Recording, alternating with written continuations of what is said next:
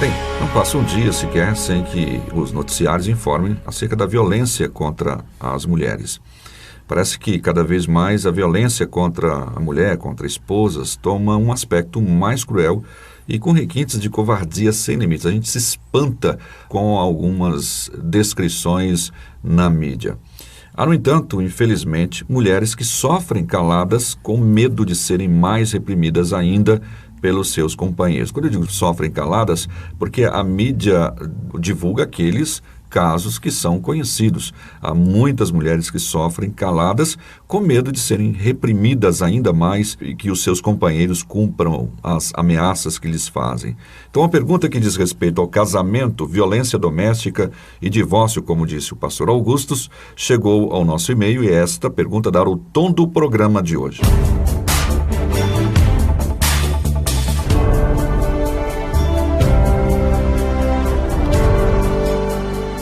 Pastor Augustus, Thomas Jefferson, não é o presidente americano na história não, viu? Mas ele pergunta, não sei se esse é o nome dele, mas deve ser, né? Às vezes alguns colocam, alguns... Especialmente com assuntos assim delicados, exato, a pessoa quer evitar ser reconhecido. Ele diz, Pastor Augustus Nicodemos, a esposa que é agredida constantemente pelo marido, seja ele crente ou não havendo adultério, ela pode pedir divórcio? E ainda a Bíblia não destaca este aspecto como motivo para o divórcio, apenas a questão do abandono e do adultério. Então, como é que fica essa questão da violência doméstica? Pensando se uma mulher que é agredida, não é, fisicamente, se ela pode pedir divórcio e casar uma segunda vez. Eu creio que é isso que ele está pensando aqui, acredita assim, ele é crente ou ela é crente, né? E não quer ir contra aquilo que a Bíblia diz. Né? Isso. Vamos começar lembrando o que é o casamento. O casamento é uma instituição divina, ela não é criação da sociedade ou de uma convenção humana, mas foi estabelecido por Deus na criação, quando criou um homem e uma mulher, os abençoou e disse, sede frutíferos, multiplicai, enchei a terra e dominai sobre ela.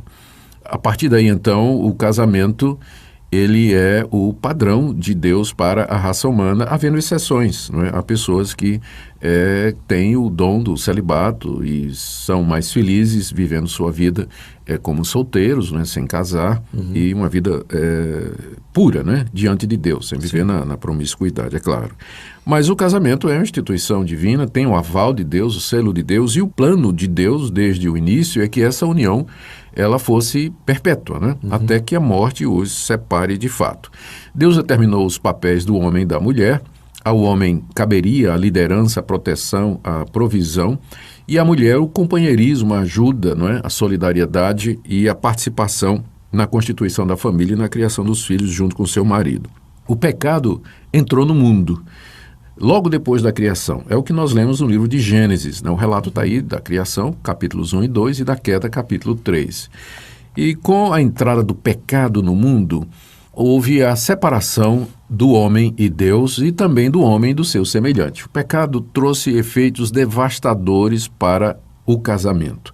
Aquilo que era ou que tinha sido planejado para ser uma relação de benefício mútuo, de companheirismo, de alegria, felicidade, prazer, acabou sendo eivado dos efeitos do pecado, tais como discórdias, desentendimentos, rancores, mágoas, amarguras e, finalmente, até mesmo a agressão, né? A agressão verbal e física acontecendo no âmbito do casamento. Deus enviou seu Filho, Jesus Cristo, para ser o nosso Redentor. Na cruz do Calvário ele pagou o nosso pecado e, ao ressurgir dos mortos, ele venceu a morte e o pecado e enviou o Espírito Santo. Pelo poder do Espírito Santo, o nosso casamento pode ser aliviado dos efeitos do pecado. O poder de Deus nos capacita a perdoar, a compreender, a nos dar, doar, ceder e conviver juntos mesmo no meio das diferenças, não é? Então, há uma criação, houve uma queda, mas há também uma redenção. E é nesse contexto que entra a questão do divórcio, que não era o plano original, não era o projeto original. O divórcio é mostrado na Bíblia como sendo uma concessão de Deus por causa da dureza do nosso coração. Isso. Porque apesar da redenção que há em Cristo Jesus e da atuação do Espírito Santo, aqui nesse mundo nós não seremos ou não ficaremos livres da corrupção do pecado em nosso coração. Então ela permanece, essa corrupção permanece. Marca todo esse... Né? Todo esse relacionamento, né? Mesmo de crentes, ainda é marcado pelo pecado. Não é? Pessoas que temem a Deus, que foram regeneradas, justificadas, perdoadas, têm o Espírito Santo, ainda assim, de vez em quando, a carne prevalece. E vem amargura, ódio, rancor, desentendimento, egoísmo, agressões e coisas dessa natureza. Não é? Então, diante dessa realidade da queda humana, ainda que em casos de casais crentes, a palavra de Deus permite o divórcio por causa da dureza do coração. E como o nosso ouvinte aí corretamente identificou, essa permissão acontece em duas situações. Em primeira, no caso de adultério, como Jesus Cristo nos ensina lá em Mateus 18, não é? Quando ele fala de relações sexuais ilícitas, não havendo relações sexuais ilícitas, se você se separar e casar de novo, você comete adultério. E o outro caso é o abandono, que é mencionado pelo apóstolo Paulo na primeira carta aos Coríntios, capítulo 7. E naquele caso específico, trata-se de um cônjuge descrente. Sim. Então, se o descrente quiser ir embora e abandonar a parte crente, então ele pode fazer isso, né? Ele vai fazer isso, e a parte crente que foi abandonada, ela então pode divorciar-se. E pelo que Paulo diz, ela não está sujeita à escravidão ou à servidão, o que é interpretado como sendo uma liberdade para contrair novo matrimônio, desde que seja no Senhor. E parece que complica um pouquinho mais a situação, porque no caso, bom, se ele é o descrente e age com violência e não quer ir embora, então parece que então você fica, né? Pois é, aí é que está. Muitos pastores e estudiosos, né, da situação, eles admitem que a violência doméstica ela pode ser qualificada dentro dessa categoria de abandono. Aliás, como o pior tipo de abandono, que é o de corpo presente. Né? A pessoa abandonou, só que fica ali espancando a pessoa abandonada. Não é? Ou seja, a separação, né, a ruptura, ela já aconteceu da parte do espancador. Não é? Uma vez que não está mais considerando aquela pessoa amada. Né? Não é? Já rompeu o laço. E o espancamento é simplesmente a expressão daquele abandono que já aconteceu.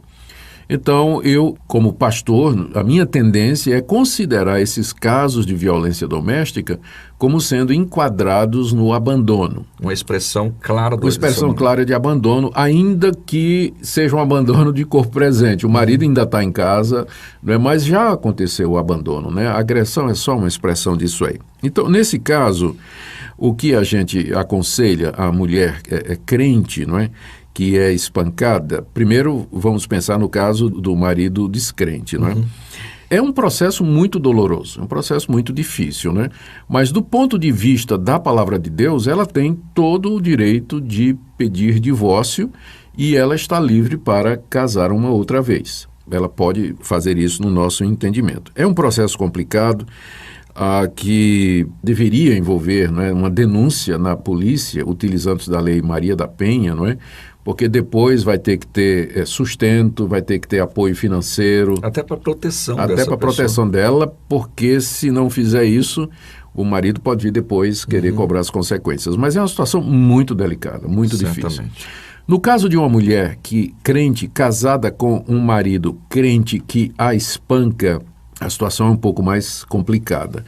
Eu creio que deveria haver denúncia por parte da mulher cristã ao conselho da igreja, às autoridades da igreja, da situação, e a igreja, na pessoa dos seus representantes, deveria abordar esse homem, falar do comportamento errado dele, tentar resolver a situação, uma mudança de comportamento, e não havendo, ele tem que ser excluído, ele tem que ser considerado como um não cristão, porque isso não é comportamento de cristão, não é? É muito estranho.